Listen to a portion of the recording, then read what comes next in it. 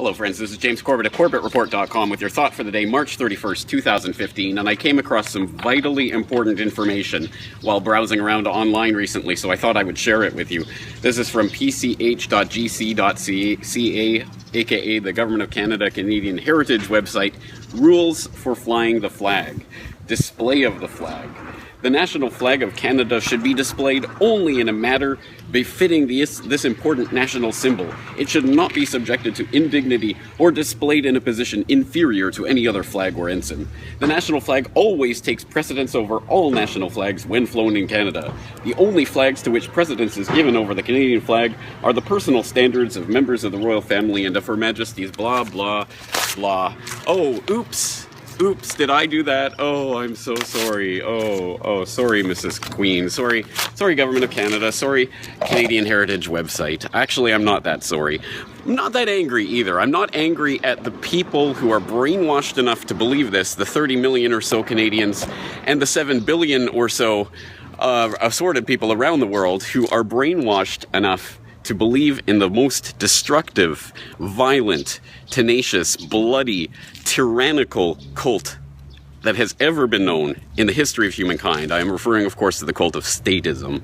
It is a virulent-minded disease that needs to be eradicated from the face of the planet, and these rules for displaying the flag of Canada are just one particularly egregious example of that statism-minded disease phenomenon. There are many, many, many others, many of which, of course, are more bloody, but there are many people who have said and who continue to maintain that they have died and will fight for the flag. This is obviously a deep underlying part of human psychology. This is why so many people end up dying in rivers of blood over pieces of cloth. It is because it appeals to something basic in our psychological instincts.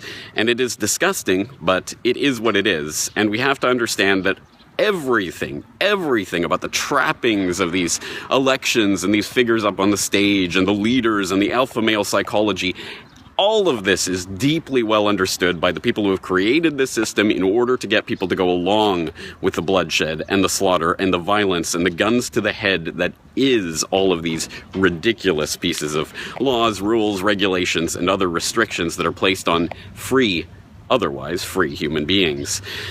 Now, I'm not expecting this to collapse overnight. As I say, there's a lot of psychology behind this. I'll throw some of the links in the show notes. And of course, this does play into the stupid left-right political paradigm in a lot of different ways. There are studies that show that just one exposure to the American flag is more likely to make American voters vote for the Republican Party.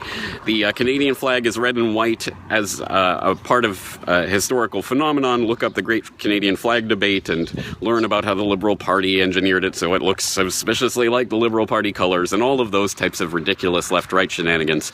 But more importantly, it is about the dressings and trappings and formalities of symbolism. This is why Hitler and Goering and the Nazis were so great at all of those political parties that they put on that looked so impressive, because they knew about the theater, the psychology of control.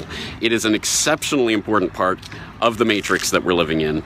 And we have to tear up the rules, metaphorically or really, on this phenomenon in order to break free of the conditioning, the decades of conditioning that we have all been subjected to since our birth, to stand up and salute the flag or say a pledge of allegiance or whatever it may have been in whatever part of the world you may have inhabited. I'm sure there's something like this, the giving part of your soul, your identity, your allegiance to a piece of cloth which is representative of the rule of tyrants, of oligarchical tyrants over the rest of us. That is what this is all about.